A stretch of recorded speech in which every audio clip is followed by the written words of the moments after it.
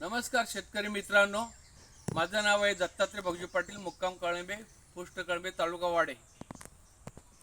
आपला कालचा जो वादळी पाऊस झाला त्याच्यामुळं आपल्या शेतकऱ्यांचं बरंचसं नुकसान झालं. आता ही आंबा सीझन होती आणि आंबे आता नाहीपेक्षा थोडे 50% लागले होते. मोर आला भरपूर करपून गेले, पण आपण औषध उपचार भरपूर केल्यामुळं आपले 50% आंबे आले होते.